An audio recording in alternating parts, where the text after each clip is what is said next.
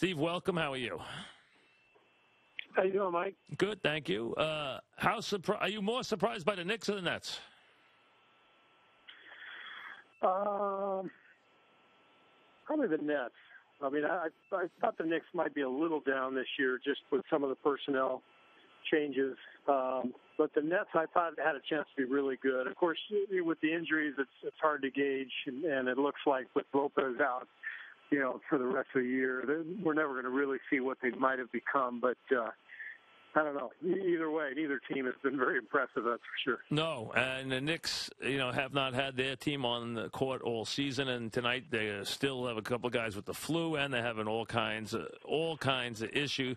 What would you say about the Heat, and what is the biggest danger for them trying to go through the rigors of another long postseason from someone who's done that? Well, I think Dwayne Wade answered that question early on. He said the answer is boredom.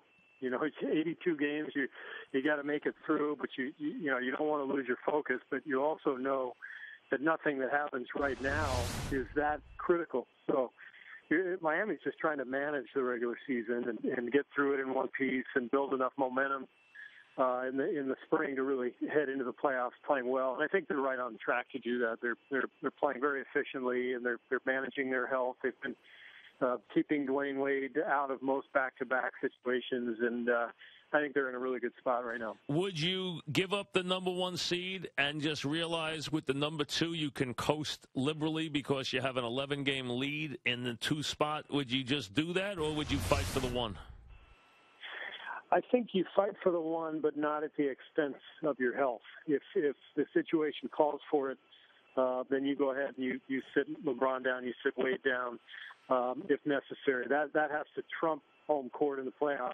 But if you're, in the last couple of weeks of the regular season and you got a shot at that 1 seed, I think you go for it because everybody knows it's going to come down to New York, Miami. And I thought last year's series basically came down to home court with Miami winning in Game 7. So I think you got to play it that way. Out west, a couple of surprises out there. The Phoenix thing. Are you shocked by what Phoenix has done this year? Yeah, I'm shocked. Their plan really was not to be that great. I mean, they've kind of shed some contracts. They've built up their assets going forward. They know this is a good draft, so they figured, all right, this is one more year of being bad. We'll get a good pick, and maybe by next year we can start to make a move. But they're a year ahead. Hornacek's done a great job. Sure has. Team. I mean, they are well organized. They run great stuff down the stretch.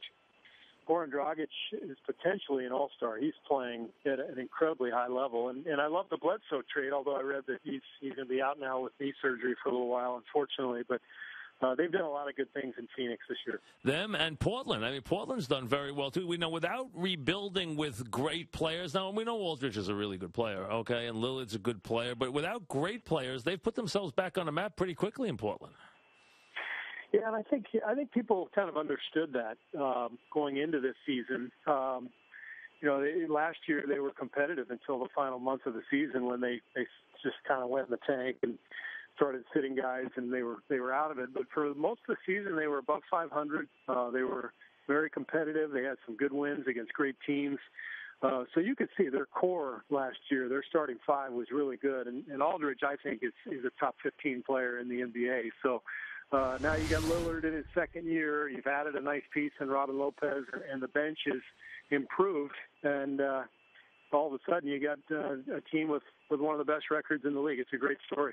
Do you think Westbrook has to come back 100% for Oklahoma City to make the finals, or do you think they can do it anyway? No, I think he needs to be there for them to get out of the West. They're doing a nice job kind of treading water without him, and they're such a good balanced team at both ends, and they've got enough depth to withstand his loss. But, at the highest level, when you're trying to beat San Antonio and Miami and teams like that, Indiana, you got to have Westbrook. Is the size that Indiana has, especially with their 4 and 5 men, and West is a pain in the neck in those games, we know that, is that enough to can they, in your mind, do you think they can close the gap and beat them this year? I do. I mean, they took them to 7 last year, so they were awfully close. I do think Indiana needs home court to win the series, so I think that's a major focus for them.